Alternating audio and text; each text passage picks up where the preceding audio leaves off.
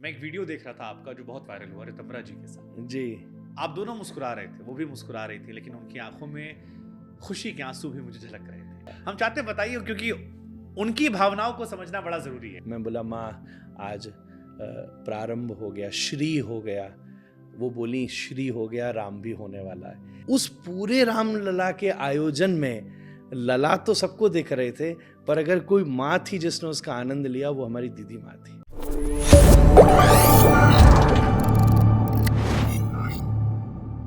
एक बड़ा अच्छा गाना वायरल हुआ था राम आएंगे में कि नैना भीगे हाँ। भीगे जाएं।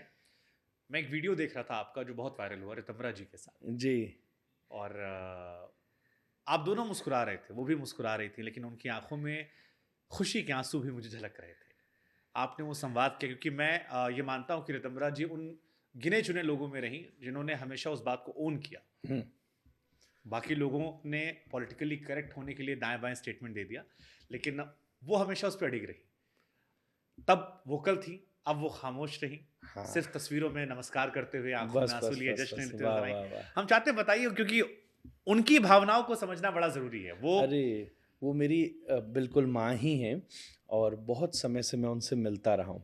सौभाग्य की बात ये कि भूमि पूजन वाले दिन भी मैं और वो एक प्रकार से एंट्री के समय आगे पीछे ही थे। हम्म, और उस दिन भी हम लोगों के बीच में कुछ बात हुई थी। मैं बोला माँ आज प्रारंभ हो गया, श्री हो गया। वो बोली श्री हो गया, राम भी होने वाला है। और श्री राम मतलब पूर्ति हो गई। जी जी। और फिर उसके बाद उस दिन मैं आपको सच बोलूँ मिश्रवर्य, तो मैंने उस दिन दो ही लोगों को प्रणाम किया था। या तो अंदर जब मैं सौभाग्यशाली था जो प्रथम पंक्ति में प्रवेश कर सका, श्री राम के चरणों में मैंने प्रणाम किया। और वहाँ से निकल के, हालांकि सभी संत पूज्य हैं, पर मैंने अगर दंडवत माथा रखकर प्रणाम किया तो दूसरा दीदी माँ को प्रणाम किया।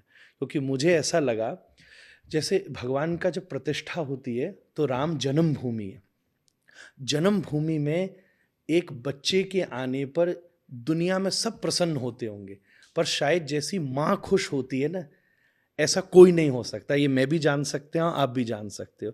उस पूरे रामलला के आयोजन में लला तो सबको दिख रहे थे, पर अगर कोई माँ थी जिसने उसका आनंद लिया वो हमारी दीदी माँ थी।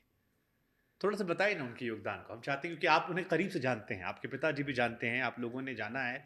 और ऐसे लोगों के बारे में हमारी नई पीढ़ी को भी जानना चाहिए कि क्या भूमिका उनकी थी जो आप उन्हें माँ कह रहे हैं। और आप कह रहे हैं कि मैंने इतने सारे साधु संत, इतने सारे नेताओं के बीच में, इतने सारे गणमान्य लोगों के बीच में सिर्फ दो लोगों को प्रणाम किया, एक रामलला को और दूसरा उनको।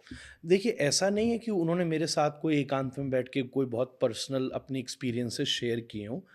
निश्चित रूप से मेरा उनका परिचय बहुत पुराना है। वो मूल निवासी तो वृंदावन की नहीं है, कुछ वर्षों पहले आपने वहाँ वात्सल्य ग्राम की स्थापना की, तब से सार्वजनिक कार्यक्रमों में दूर दूर से। एक बार मुझे घटना याद है, मेरी कथा चल रही थी और वो इतनी श्रेष्ठ हैं कि वो आई, उनकी निमंत्रण था, पर क्योंकि कथा चल रही थी इसलिए वो 1 डेढ़ घंटा चुपचाप गाड़ी में पीछे बैठी रहीं।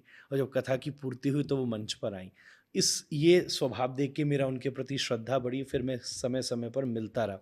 पर जो एक बिंदु आपने कहा, मैं सार्वजनिक रूप से वो बिंदु कहता रहा जिसने मेरे हृदय में उनके प्रति अटूट श्रद्धा दी, कि जब आवश्यकता थी तब वो मुखर थी और जब परिस्थिति थी तो वो मौन थी। उन्होंने कोई मांग नहीं करी, उन्होंने कोई महत्व नहीं मांगा।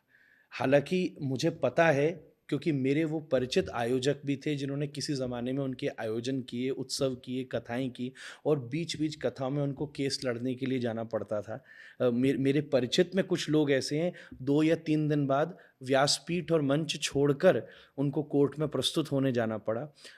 निश्चित रूप से कई बार भीतर भी रहीं, कई लोगों से उल्हाने भी लिए, कई लोगों ने उनको एक्सट्रीमिस्ट कह दिया। एक वो ज़माना भी आया था कि इस पूरी क्रियाकलाप को आतंकवाद तक ले जाया जा रहा था।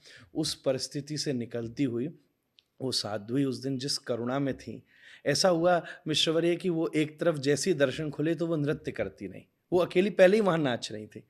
अच्छा, मैं चैतन्य महाप्रभु की परंपरा का हूँ, तो हमारे यहाँ तो संकीर्तन मूल ही भाव है। और अब वो सब संत बैठे थे, मैं इधर बैठा था, तो निकलते निकलते वो वाहन की प्रतीक्षा कर रही थी चुपचाप, और मैं भी कर रहा था। तो मैंने दीदी माँ को उस समय प्रणाम किया। ये जो वीडियो हाँ, वो ये निकासी द्वार का, एग्जिट डोर का जी है। जी जी तो मैंने उस समय जाके माता को, उनको प्रणाम किया, और वो बोले, और भैया आज तो आन, वो बड़ी उस समय उस दिन उन्मत्त थी, आनंद में थी एक प्रकार से। सच में एक माँ को एक लंबे प्रतीक्षा के बाद कोई पुत्र मिला हो, लाला मिला हो, जैसे यशोदा को नंदोत्सव में सुख हुआ होगा। तो मैंने तब उन्हें दंडवत प्रणाम किया, और बोले, मैंने ही कहा कि माँ आप नृत्य कर रही थी, मन तो मेरा भी हो रहा था। तो बोले, मन हो रहा था तो क्यों रोकते हो आज मन? मन बहुत वर्षों से रोक लिए हम लोगों ने, अब वो मन रोकने के दिन समाप्त हो गए।